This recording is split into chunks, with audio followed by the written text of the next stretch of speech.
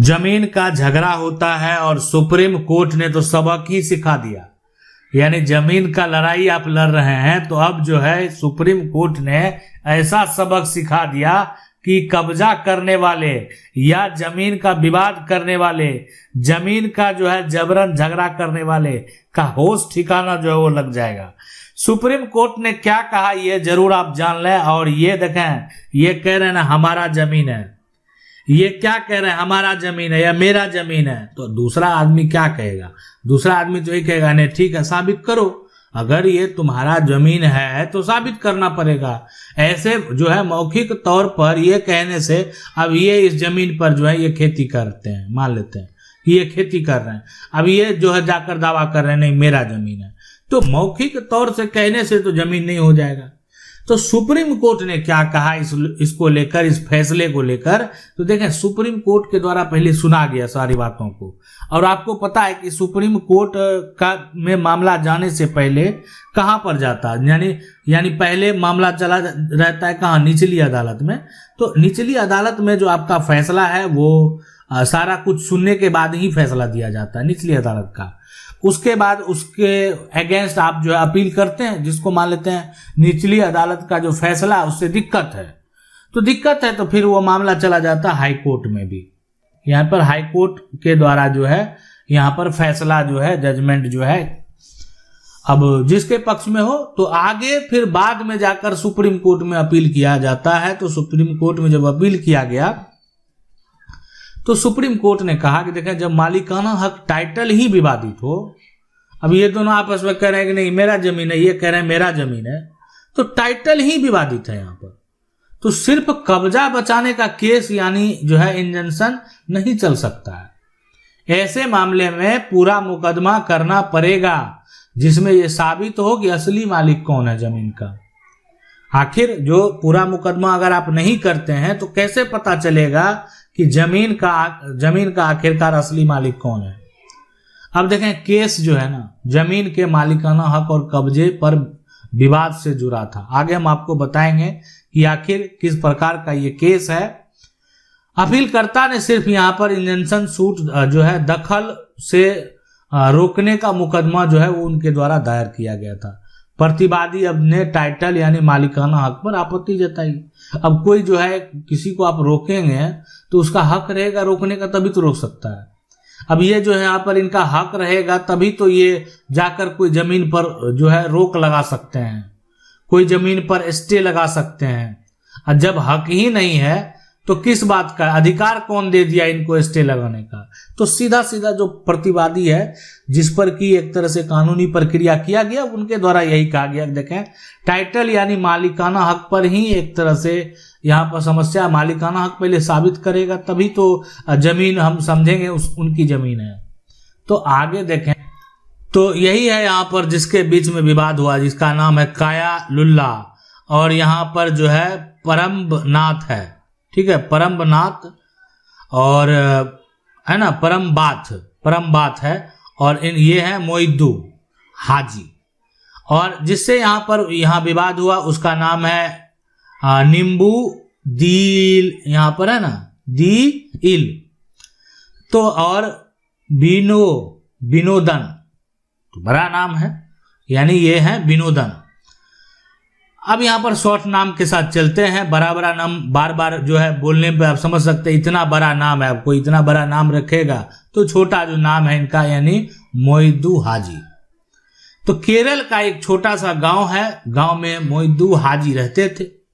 1977 की बात है, 1977 में उन्होंने एक जमीन खरीदी और उस पर खेती बाड़ी यहाँ पर शुरू कर दी।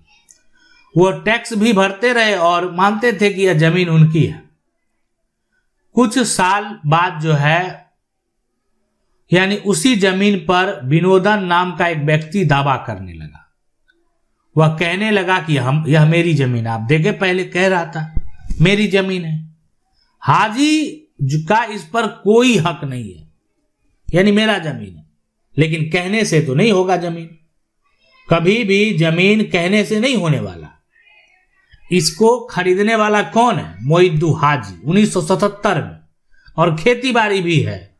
साथ में वो सरकार को टैक्स यानी सरकार को जो राजस्व दिया जाता है वो राजस्व भी दे रहे हैं। अब विवाद खड़ा हो गया। अब विवाद तो खड़ा होना ही था। अब कोई आकर आपकी जमीन, ये जमीन है, कोई ये दावा करेगा कि मेरी जमीन है, तो मेरी जमीन है तो आप कहेंगे ना मेरी जमीन है, एक कहने से थोड़ी होगा, ये साबित करके बताना होगा, साबित करना होगा। अब तो देखें ये कोर्ट के ऊपर डिपेंड करता है। तो यहां पर क्या किया कि देखें मोहिउद्दीन हाजी ने अदालत का जो है दरवाजा खटखटाया और कहा कि मुझे सिर्फ आदेश दीजिए कि विनोदन मेरे कब्जे में दखल ना दे। यानी उन्होंने सिर्फ यहां पर इंजंक्शन सूट दायर किया, कब्जा बचाने वाला मुकदमा।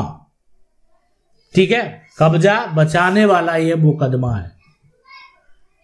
यानी हम आपको बता दें इंजंक्शन सूट जो है वो दायर किया जाता है रोकथाम के लिए। ठीक है, रोकथाम के लिए। ये दो तरह का होता है, एक टेम्पोररी होता है, एक परमानेंट होता है।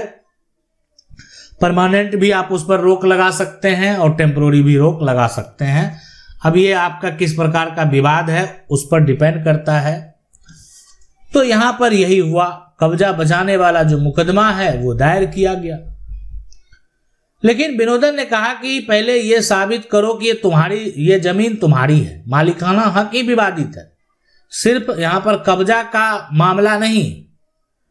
तो अब ये मामला जो है धीरे धीरे बढ़ते गया और बढ़ते बढ़ते कहां पहुंच गया, सुप्रीम कोर्ट में पहुंच गया मामला। यानी आप समझ सकते हैं कि ये केरल का मामला है और 7 सितंबर 2021 को सुप्रीम कोर्ट के द्वारा एक ऐतिहासिक फैसला सुनाया जाता है, जिसका केस नंबर जो है यानी 5575 ऑफ यानी 5575 ऑफ 2021 है।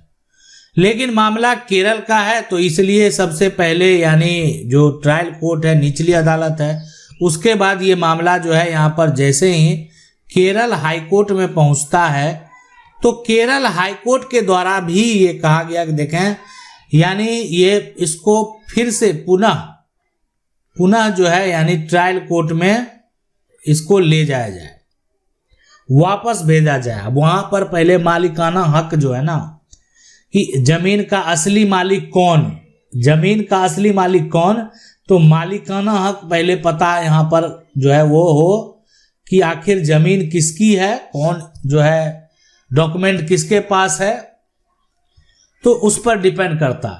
लेकिन ये बात तो यहाँ पर है कि 1977 में मोहिउद्दीन हाजी जमीन खरीदे थे और जो है विनोदन नाम का व्यक्ति जो है वो उनको परेशान कर रहा था, दावा है ना, नाम का व्यक्ति उस जमीन पर जाकर दावा कर रहा था।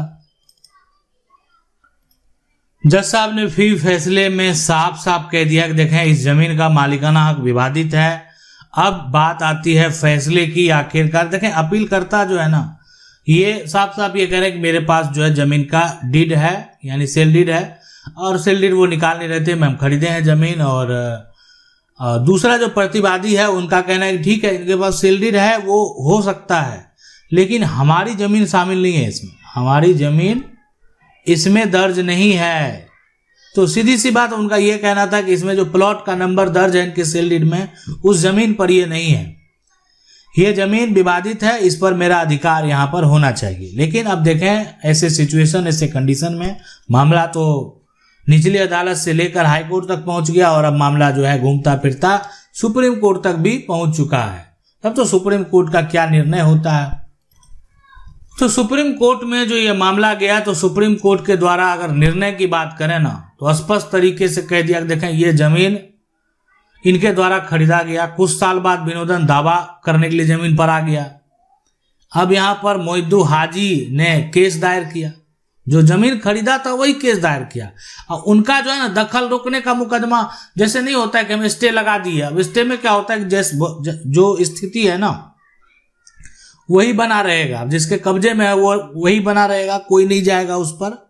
ठीक है, यानी जो उसका उपयोग कर रहा था तो ये हो गया कि ये उसका दखल ना कर ले, विनोदन आकर जो है विनोदन दखल ना कर ले। अब ये तो यहाँ पर जो है ना ये कह रहे हैं कि हमारी जमीन है तो ये जाकर दखल नहीं कर ले। ठीक है, विनोदन जो है तो ये अगर दखल कर लेंगे तो कब्जा जो है विनोदन का हो जाएगा। तो इसलिए 7 सितंबर 2021 को मोइनुद्दीन हाजी की अपील को खारिज कर दिया गया। सिर्फ इंजंक्शन मान्य नहीं है, मामला वापस ट्रायल कोर्ट में, सुप्रीम कोर्ट में मामला जाने के बाद कहां चला गया? ट्रायल कोर्ट में, यानी फिर मामला चला गया निचली अदालत में। अब बोला नहीं आप जाइए निचली अदालत से जो है ना, अब आप ट्रायल कोर्ट ही तय करेगा कि असली मालिक कौन है। यानी निचली अदालत जाइए और वहां पर जो है टाइटल सूट का दावा करें। यहां पर जो है ना, एक तो क्या करना, टाइटल, ठीक है, टाइटल प्लस जो है कब्जा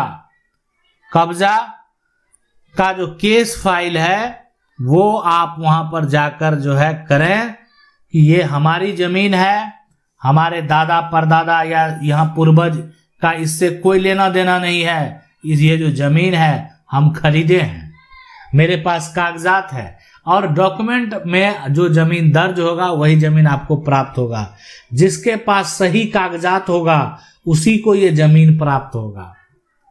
तो ये है सुप्रीम कोर्ट का ऐतिहासिक फैसला, यानी जमीन का झगड़ा और सुप्रीम कोर्ट ने सबक सिखा दिया। मामला सुप्रीम कोर्ट में जाने के बाद फिर भेज दिया गया कहां पर? निचली अदालत में। तो गलत तरीके से जो है केस फाइल करेंगे तो ये समस्या भी होता है। यानी सीख तो यही मिला कि पहले जानना चाहिए कि आखिर क्या करना चाहिए। अब गलत तरीके से अगर आपका केस फाइल हो गया ना तो फिर घूमते रहेगा, निष्कर्ष के बाद भी आपको रिजल्ट नहीं मिलेगा। आशा करते हैं वीडियो अच्छा लगा होगा। वीडियो अच्छा वीडियो को लाइक जरूर कर दें। चैनल को पहली बार देख रहे हैं सब्सक्राइब करके जो बेल आइकन है उसको जरूर दबा लें। मिलते हैं अगले वीडियो में, तब तक के लिए जय हिंद।